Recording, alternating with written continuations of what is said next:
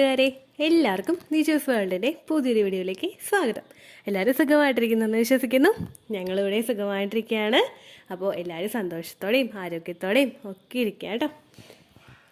ഒട്ടും താമസിക്കാതെ പ്രഗ്നൻസി വേണമെന്ന് ആഗ്രഹിക്കുന്നവർക്ക് വേണ്ടിയിട്ട് ഒരുപാട് പവർഫുള്ളായിട്ടുള്ള ഒരു സക്സസ് സ്റ്റോറിയുമായിട്ടാണ് ഇന്നത്തെ വീഡിയോയിൽ ഞാൻ വന്നിരിക്കുന്നത് കേട്ടോ. അതെന്താണെന്ന് നമുക്ക് നോക്കാം. വീഡിയോ നമുക്ക് സ്റ്റാർട്ട് ചെയ്യാം. ഇതിനേക്കാളും പവർഫുള്ളായിട്ടുള്ളൊരു ടിപ്പ് നിങ്ങൾക്ക് ഒരിക്കലും ഫോളോ ചെയ്യാനായിട്ട് സാധിക്കില്ല. നിങ്ങൾക്ക് ഒരു പണച്ചെലവും ഇല്ലാതെ, ഒരു മുതൽ മുടക്കും നിങ്ങളെടുക്കാതെ അത്രയും ഈസി ആയിട്ട് ചെയ്യാൻ കഴിയുന്ന ഏറ്റവും പവർഫുൾ, ഈ പ്രപഞ്ചത്തിൽ വെച്ച് ഏറ്റവും പവർഫുള്ളായിട്ടുള്ള ഒരു ടിപ്പാണിത്. അതെന്താണെന്ന് നമുക്ക് നോക്കിയാലോ. ഇവിടെ ഈ സക്സസ് സ്റ്റോറി നമ്മളോട് ഷെയർ ചെയ്തിട്ടുള്ള ഒരാളുണ്ടായിരുന്നു. എനിക്ക് മെയിലായിരുന്നു ഈ ഒരു കമൻറ്റ് വന്നിട്ടുണ്ടായിരുന്നത്. അപ്പോൾ അതെന്താണെന്ന് നമുക്ക് നോക്കാം. 5 വർഷമായി വിവാഹം കഴിഞ്ഞിട്ട് ഭർത്താവ് വർഷത്തിലാണ് ലീവിന് വരുന്നത്. ഇത്തവണ ഞാൻ അദ്ദേഹത്തിൻ്റെ അടുത്തേക്ക് പോന്നു. കഴിഞ്ഞ ഡിസംബറിലാണ് ഞാൻ വന്നത്. അപ്പോൾ ആ സമയം മുതൽക്കേ തന്നെ ഞാൻ ചേച്ചിയുടെ വീഡിയോസൊക്കെ കാണാനായിട്ട് തുടങ്ങുന്നുണ്ടായിരുന്നു. അങ്ങനെ ഒരുപാട് നാളുകൾക്ക് ശേഷം ഹസ്ബൻഡിനെ മീറ്റ് ചെയ്യുമ്പോൾ എന്തെല്ലാം കാര്യങ്ങൾ ശ്രദ്ധിക്കണമെന്ന് ചേച്ചി ചെയ്തിട്ടുള്ള വീഡിയോ ഞാൻ കണ്ടിട്ടുണ്ടായിരുന്നു. അതിലെനിക്ക് ഓവുലേഷൻ ഒന്നും പ്രശ്നമൊന്നും ഉണ്ടായിരുന്നില്ല. എൻ്റെ വെയിറ്റൊക്കെ നോർമലായിരുന്നു. അതുകൊണ്ട് ഞാൻ ഡോക്ടറെ കണ്ടിട്ട് വിറ്റമിൻ മെഡിസിനുകളൊക്കെ എടുക്കാൻ തുടങ്ങി. ഡോക്ടർ നോക്കിയപ്പോഴേക്കും എനിക്ക് അണ്ടമൊക്കെ കൃത്യമായിട്ട് വളരുന്നുണ്ടായിരുന്നു. അതുകൊണ്ട് വിറ്റമിൻ മെഡിസിൻ മാത്രമാണ് ഞാൻ എടുത്തിരുന്നത്. കൂടെ ഒരു ബലത്തിന് വേണ്ടിയിട്ട് ഞാൻ ഗ്രാമ്പു വെള്ളവും യൂസ് ചെയ്തിരുന്നു.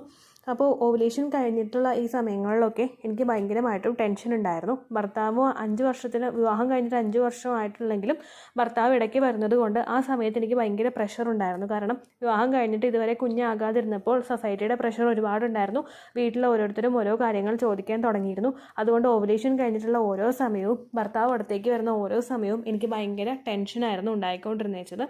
ഭർത്താവിൻ്റെ അടുത്തേക്ക് ഞാൻ ഇങ്ങോട്ടേക്ക് വന്നപ്പോഴും ഭർത്താവ് ജോലിക്ക് പോയി കഴിഞ്ഞാൽ ഒറ്റയ്ക്കാൽ വീണ്ടും എനിക്ക് ടെൻഷൻ ആകാനായിട്ട് തുടങ്ങി. അങ്ങനെയാണ് ചേച്ചിയുടെ പണ്ടത്തെ യൂട്യൂബ് വീഡിയോ ഞാൻ കാണാനായിട്ട് ഇടയായത്. അതിൽ ഒരു മോട്ടിവേഷൻ വീഡിയോ ഞാൻ കണ്ടു. അങ്ങനെ ആ മോട്ടിവേഷൻ വീഡിയോയിൽ പറഞ്ഞ പ്രകാരം ഞാൻ പ്രാർത്ഥന ആരംഭിച്ചു. എനിക്കറിയാവുന്ന മന്ത്രങ്ങൾ ചൊല്ലി ഞാൻ നല്ലതുപോലെ പ്രാർത്ഥിച്ചു. അതുപോലെ ചേച്ചി ഒരു വീഡിയോയിൽ പറഞ്ഞതുപോലെ ദൈവത്തിൻ്റെ കയ്യിൽ എൻ്റെ കുഞ്ഞിരിക്കുന്നതായിട്ട് സങ്കല്പിക്കാനായിട്ട് പറഞ്ഞിട്ടുണ്ടായിരുന്നു. ഞാൻ അതുപോലെ ചെയ്യാനായിട്ട് തുടങ്ങി. എനിക്ക് ആ കുഞ്ഞിനെ തരണമെന്ന് ഞാൻ പ്രാർത്ഥിച്ചു. ഒരിക്കലും ഒരുപാട് കരഞ്ഞുകൊണ്ടായിരുന്നില്ല ഞാൻ പ്രാർത്ഥിച്ചത്. ആദ്യത്തെ അവസരങ്ങളിൽ ഞാൻ നല്ലതുപോലെ വിഷമിച്ചിട്ടുണ്ടായിരുന്നു. പക്ഷേ അതിന് ശേഷം ഞാൻ കാണുന്നത് ആ ഒരു ഓമനത്തുള്ള കുഞ്ഞിനെ എനിക്ക് വേണമെന്നുള്ള രീതിയിൽ ഞാൻ സന്തോഷത്തോടെ പ്രാർത്ഥിക്കാനായിട്ട് തുടങ്ങി. മാർച്ച് 15 എൻ്റെ കഴിഞ്ഞ മാസത്തെ ഡേറ്റ് ഉണ്ടായത്. അതിനുശേഷം 5 ദിവസം കഴിഞ്ഞിട്ട് ഞാൻ പ്രഗ്നൻസി ടെസ്റ്റ് ചെയ്ത് നോക്കിയപ്പോഴേക്കും എനിക്ക് പോസിറ്റീവ് റിസൾട്ട് കിട്ടി. ഒരുപാട് സന്തോഷമുണ്ട് ചേച്ചി. ഇത്രയും വർഷം ഞാൻ ട്രൈ ചെയ്തിട്ടും എനിക്ക് കിട്ടിയിട്ടുണ്ടായിരുന്നില്ല. അതിന് പ്രധാനപ്പെട്ട കാരണം എൻ്റെ ടെൻഷനാണെന്ന് ചേച്ചി എനിക്ക് മനസ്സിലാക്കി തന്നു. ചേച്ചി പറഞ്ഞ ഓരോ ടിപ്സും ഞാൻ ഫോളോ ചെയ്തു. ഇപ്പോൾ ഞാൻ പ്രഗ്നൻ്റ് ആണ്. ചേച്ചിയോട് എന്നും ആ ഒരു കടപ്പാട് ഞാൻ കാത്തു സൂക്ഷിക്കുന്നു. ചേച്ചിക്കും കുടുംബത്തിനും നല്ലത് വരട്ടെ. ഒപ്പം എനിക്ക് ആരോഗ്യമുള്ള ഒരു കുഞ്ഞിനെ കിട്ടാൻ വേണ്ടിയിട്ട് ചേച്ചി പ്രാർത്ഥിക്കണം കേട്ടോ. ഇത്രയുമാണ് എനിക്ക് വന്ന ആ ഒരു കമൻ്റ് എന്ന് പറയുന്നത്. ഇതിലെ ആ കുട്ടിക്ക് ആരോഗ്യവും ആയുസ്സുമുള്ള ഒരു കുഞ്ഞിനെ കിട്ടാൻ വേണ്ടിയിട്ട് നമുക്ക് പ്രാർത്ഥിക്കാം. ഇവിടെ ഒരുപാട് പേരുടെ സക്സസ് സ്റ്റോറീസ് നമ്മൾ ചാനലിൽ ഷെയർ ചെയ്യാറുണ്ട്. നിങ്ങൾ നിജോസ് വേൾഡ് അത് ടൈപ്പ് ചെയ്തതിന് ശേഷം കമ്മ്യൂണിറ്റി എന്ന് പറയുന്നൊരു ഓപ്ഷൻ പ്രസ് ചെയ്യുകയാണെങ്കിൽ ഒരുപാട് പേരുടെ സക്സസ് സ്റ്റോറീസ് നിങ്ങൾക്ക് കാണാനായിട്ട് സാധിക്കും. ഈ ഓരോ സ്റ്റോറീസും ഞാൻ ഷെയർ ചെയ്യുന്നത് നിങ്ങൾക്കൊരു മോട്ടിവേഷന് വേണ്ടിയിട്ടാണ്. അതായത് ഇന്ന കാര്യങ്ങൾ ഫോളോ ചെയ്ത് കഴിയുമ്പോൾ ചിലപ്പോൾ സെയിം ആയിട്ട് ഹെൽത്ത് ഇഷ്യൂസ് ഉള്ളവരുണ്ടാകും. PCOD, തൈറോയിഡ്, ലോ AMH, അല്ലെങ്കിൽ ഹസ്ബൻഡിൻ്റെ കൗണ്ട് കുറവ്, മോട്ടിലിറ്റി കുറവ്, ഇങ്ങനെയുള്ള ഒരുപാട് ബുദ്ധിമുട്ടുകൾ കോയിൻസിഡൻ്റ് ആയിട്ട് ഒരുമിച്ച് വരുന്ന ആളുകളുണ്ടാകും. അങ്ങനെയുള്ള ആളുകൾക്ക് ഒരു മോട്ടിവേഷന് വേണ്ടിയിട്ടാണ് ഇത്തരത്തിലുള്ള ടിപ്സ് പറഞ്ഞു കൊടുക്കുന്നത്. അപ്പോൾ ഏതെങ്കിലും ഒരു കാര്യം, ഇപ്പോൾ ഞാനൊരു പച്ചവെള്ളം കുടിക്കുകയാണ്, അത് ഒരുപാട് പേര് ആ വെള്ളം കുടിച്ചിട്ട് അവർക്ക് ബെനിഫിറ്റ് കിട്ടിയെന്ന് പറയുമ്പോഴേക്കും പച്ചവെള്ളമാണ് ഞാൻ കുടിക്കുന്നതെങ്കിൽ കൂടിയും എനിക്കതിൽ ഭയങ്കര കോൺഫിഡൻസ് ഉണ്ടാകും. ഞാൻ കുടിച്ചു കഴിഞ്ഞാൽ എനിക്ക് കിട്ടും എന്നുള്ളൊരു ആത്മവിശ്വാസം എനിക്കുണ്ടാകും. ഈ ആത്മവിശ്വാസം നമ്മൾ മറ്റൊരാളിലോട്ട് പകർന്നു കൊടുക്കുമ്പോഴേക്കും അയാൾക്ക് അതിന് കിട്ടുന്ന ഒരു എനർജി എന്ന് പറയുന്നത് ഭയങ്കര വലുതായിരിക്കും. ആ എനർജി വെച്ചിട്ട് നമ്മൾ പച്ചവെള്ളം കുടിക്കാൻ പറഞ്ഞാലും അയാൾ പറയും എൻ്റെ എല്ലാ അസുഖങ്ങളും മാറി എന്ന് പറയും. അവിടെ കൊടുക്കുന്ന ആ ഒരു കോൺഫിഡൻസ് ഇൻക്രീസ് ചെയ്യാൻ വേണ്ടിയിട്ട് നമ്മളെ സഹായിക്കുന്ന ഏറ്റവും പവർഫുൾ ആയിട്ടുള്ള ഒരു കാര്യമാണ് പ്രാർത്ഥന എന്ന് പറയുന്നത്. മുസ്ലിം ആയിട്ടുള്ള ആളുകളെ സംബന്ധിച്ചിടത്തോളം അവരുടെ ഏറ്റവും വലിയ പുണ്യമാസമാണിത്. മറ്റ് ഹിന്ദുക്കളായിട്ടുള്ള ആളുകളാണെങ്കിലും ക്രിസ്ത്യൻസ് ആയിട്ടുള്ള ആളുകളാണെങ്കിലും മറ്റേത് മതത്തിൽ വിശ്വസിക്കുന്ന ആളുകളാണെങ്കിലും അവർക്ക് അവരുടെ ദൈവവുമായിട്ട് കമ്മ്യൂണിക്കേറ്റ് ചെയ്യാനായിട്ട് സാധിക്കും. ഓവുലേഷൻ കഴിഞ്ഞിട്ടുള്ള സമയങ്ങളിലും ഓവുലേഷൻ അടുക്കുന്ന സമയങ്ങളിലും 99% സ്ത്രീകളും ഫേസ് ചെയ്യുന്ന ഒരു ഇഷ്യൂ എന്ന് പറയുന്നത് സ്ട്രെസ്സാണ്. ഓവുലേഷൻ കഴിഞ്ഞിട്ട് പിറ്റേ ദിവസം മുതൽ അവർ ആലോചിക്കാനായിട്ട് തുടങ്ങും. എനിക്ക് ഈ ലക്ഷണം വരുന്നില്ലല്ലോ, അല്ലെങ്കിൽ എനിക്ക് ഈ മാറ്റം ഉണ്ടല്ലോ, എനിക്ക് മുഖക്കുരു ഉണ്ടല്ലോ, അപ്പോൾ എനിക്ക് ഈ മാസവും പോകുമല്ലേ, അല്ലെങ്കിൽ ചിലപ്പോൾ ഡോക്ടറെ കാണാനായിട്ട് ട്രീറ്റ്മെൻറ്റിന് പോകുന്ന ആളുകളുണ്ടാകും. ഇങ്ങനെയുള്ള ആളുകൾ ചിലപ്പോൾ ഹസ്ബൻഡ് കയ്യിൽ പൈസ ഉണ്ടാവില്ല, അല്ലെങ്കിൽ നിങ്ങൾ ജോലിക്ക് പോകുന്നുണ്ടാവില്ല. എക്സ്പെൻസീവ് ആയിട്ടുള്ള ഓരോ മെഡിസിനുകൾ എടുക്കുന്തോറും നിങ്ങൾക്ക് മനസ്സിന് ഭയങ്കര ബുദ്ധിമുട്ടായിരിക്കും, ഭയങ്കര ഒരു കുറ്റബോധമായിരിക്കും. ഞാൻ കാരണമാണോ ഇങ്ങനെ ഉണ്ടാവുന്നത്, അല്ലെങ്കിൽ എനിക്ക് വേണ്ടിയിട്ടല്ലേ ഇതൊക്കെ ചെയ്യുന്നത്, ഹസ്ബൻഡ് കയ്യിൽ പൈസയില്ല, വീട്ടിൽ നിന്ന് ഒരുപാട് കുറ്റപ്പെടുത്തലുകളുണ്ട്. ഇതെല്ലാം നമ്മൾ കണ്ടിന്യൂസ് ആയിട്ട് നമ്മുടെ മൈൻഡിൽ ഇങ്ങനെ കിടക്കുമ്പോഴേക്കും ഓൾറെഡി നമ്മൾ ഹോർമോണൽ മെഡിസിൻസ് എടുക്കുമ്പോൾ, അല്ലെങ്കിൽ അതുമായിട്ട് ബന്ധപ്പെട്ടിട്ടുള്ള എന്തെങ്കിലും പ്രൊസീജിയർ ചെയ്യുമ്പോഴേക്കും നമുക്ക് ടെൻഷനും അതുപോലെ ആൻസൈറ്റിയൊക്കെ കൂടാനായിട്ട് ചാൻസ് ഉണ്ട്.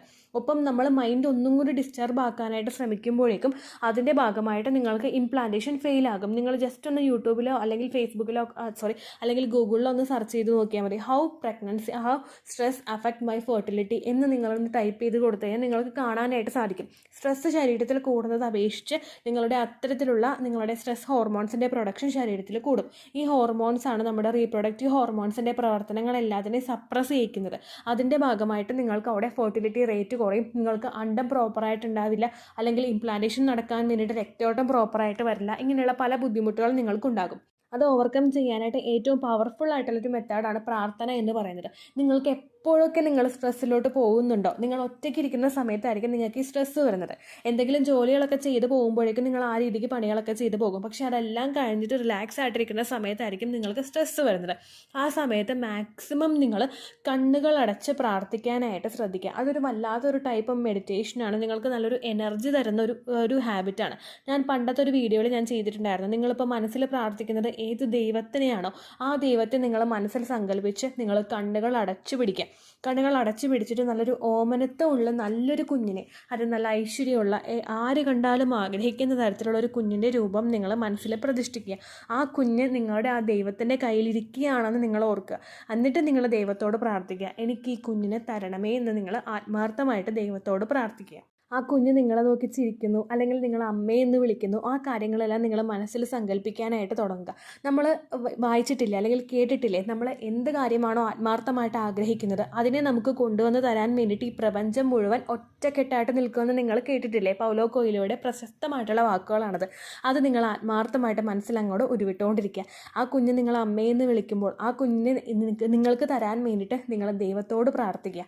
ഈ പ്രാർത്ഥന നിങ്ങൾക്ക് കൂടി വരുമ്പോഴേക്കും നിങ്ങളുടെ ദൈവത്തിലോട്ട് ഒരുപാട് അടുക്കും. നമ്മൾ ഇത്രയും നാൾ വരെ ചിലപ്പോൾ ഒരു കുഞ്ഞിനെ തരാത്തതിന് ദൈവത്തെ പഴിച്ചിട്ടുണ്ടാകും. എത്രത്തോളം മന്ത്രങ്ങൾ, അല്ലെങ്കിൽ എത്രത്തോളം പുഷ്പാഞ്ജലികൾ, അല്ലെങ്കിൽ എത്രത്തോളം നേർച്ചകൾ നമ്മൾ നടത്തിയിട്ടുണ്ടാകും. പക്ഷെ അതിലൊന്നും റിസൾട്ട് കിട്ടാതാകുമ്പോഴേക്കും പലരും ദൈവത്തെ പഴിച്ചിട്ടുണ്ടാകും.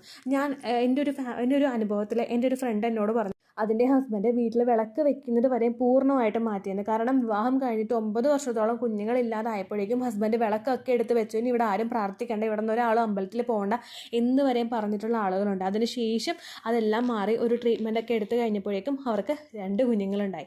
അങ്ങനെയാണ് നമ്മൾ ദൈവത്തോട് പ്രാർത്ഥിക്കാനായിട്ട് തുടങ്ങുക. ഒരു ഉപാധികളും വെക്കാതെ നിങ്ങൾ ദൈവത്തോട് പ്രാർത്ഥിക്കാനായിട്ട് തുടങ്ങുക.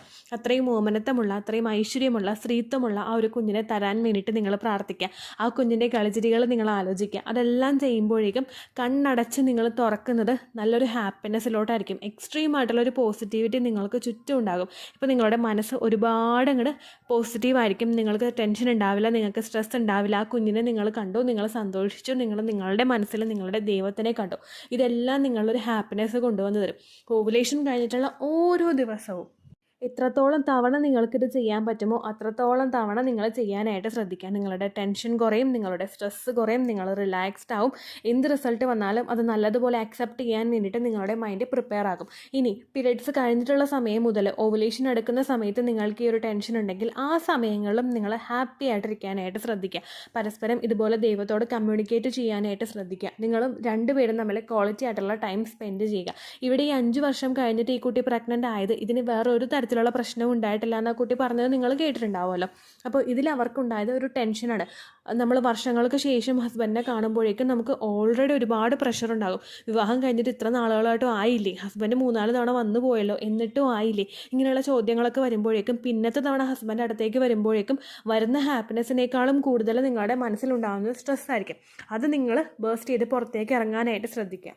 മാക്സിമം ഈ കുട്ടിക്കുണ്ടായതുപോലെ തന്നെ നിങ്ങൾക്ക് എല്ലാവർക്കും സക്സസ് റിസൾട്ട് കിട്ടാനായിട്ട് അത് സഹായിക്കും. ഓവുലേഷൻ കഴിഞ്ഞിട്ടുള്ള ഓരോ സമയവും, ഇംപ്ലാന്റേഷൻ എടുക്കുന്ന ഓരോ സമയവും, പീരിയഡ്സ് എടുക്കുന്ന ഓരോ സമയത്തും നിങ്ങൾ ഇങ്ങനെ പ്രാർത്ഥിക്കാനായിട്ട് തുടങ്ങുക.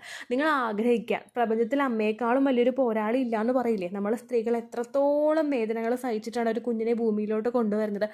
നമ്മളെ തോൽപ്പിക്കാൻ ആർക്കും പറ്റില്ല എന്ന് തന്നെ നിങ്ങൾ ഉറച്ചു വിശ്വസിക്കുക. നിങ്ങൾ ആത്മാർത്ഥമായിട്ട് പരീക്ഷിക്കാനായിട്ട് തുടങ്ങുക. നിങ്ങൾ ഫിസിക്കലി ആക്റ്റീവായിട്ടിരിക്കാനായിട്ട് തുടങ്ങുക. മെഡിസിനുകൾ തരുന്ന നിങ്ങളുടെ ഡോക്ടറെ നിങ്ങൾ 99% ട്രസ്റ്റ് ചെയ്യാനായിട്ട് ശ്രദ്ധിക്കുക. അതിൽ 1% ഡോക്ടേഴ്സ് നമുക്ക് കൃത്യമായിട്ട് പറയാനായിട്ട് സാധിക്കില്ല. നമുക്ക് ആ ഒരു സാമ്പത്തിക ലാഭം മാത്രം നോക്കുന്ന ഡോക്ടേഴ്സ് ഉണ്ടാകും. പക്ഷേ ബാക്കി 99% ഡോക്ടേഴ്സും അത്രമാത്രം അവരുടെ ആ ഒരു പ്രവൃത്തിയിൽ 100% എഫേർട്ട് കൊടുക്കുന്നവരായിരിക്കും. ആ ഡോക്ടർ തരുന്ന ഓരോ മെഡിക്കേഷൻസും നിങ്ങൾ പ്രോപ്പറായിട്ട് എടുക്കാനായിട്ട് ശ്രദ്ധിക്കുക. അതുപോലെ നിങ്ങളെക്കൊണ്ട് പറ്റുന്ന കാര്യങ്ങളെല്ലാം നിങ്ങൾ എഫേർട്ട് ഇടാനായിട്ട് ശ്രദ്ധിക്കുക. നിങ്ങളുടെ ഹസ്ബൻഡിനെയും അതുപോലെ മോട്ടിവേറ്റ് ചെയ്യാനായിട്ട് ശ്രദ്ധിക്കുക. നിങ്ങൾ തളർന്നു പോകാതിരിക്കുക. അത് ഓവർകം ചെയ്തിട്ട് ഈ 2024 തീരുന്നതിന് മുൻപ് നിങ്ങൾക്ക് പ്രഗ്നൻസി ആകാനായിട്ട് അത് സഹായിക്കും. 2024 തീരാന്ന് പറയുമ്പോഴേക്കും ഇപ്പോൾ ഏപ്രിലായി. ഇനി കുറച്ച് നാളും കൂടി, ചുരുങ്ങിയത് ഒരു 8 മാസം കൂടിയേ ഉള്ളൂ. 8 മാസം എന്ന് പറഞ്ഞാൽ 8 തവണയെ നിങ്ങൾക്ക് ട്രൈ ചെയ്യാനായിട്ടുള്ളൂ.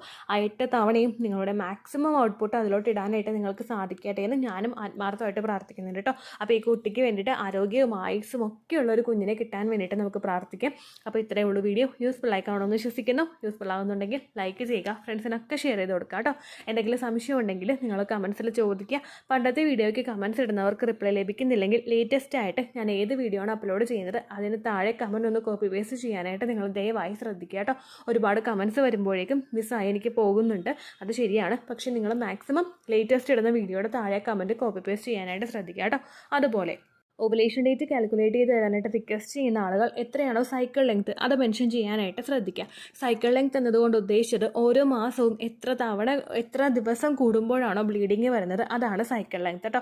അതായത് മാർച്ചിൽ നിങ്ങൾക്ക് 8-ാം തീയതിയാണ് ബ്ലീഡിങ് വന്നതെങ്കിൽ, ഏപ്രിലും നിങ്ങൾക്ക് 8-ാം തീയതിയാണ് ബ്ലീഡിങ് വന്നതെങ്കിൽ, മാർച്ച് 8-ന് ഡേ 1 ആയിട്ട് എടുത്തിട്ട് ഏപ്രിൽ 8-ലോട്ട് എത്താൻ എത്ര ദിവസമുണ്ടോ അത് എണ്ണി പറയുന്നതാണ് കേട്ടോ സൈക്കിൾ ലെങ്ത്.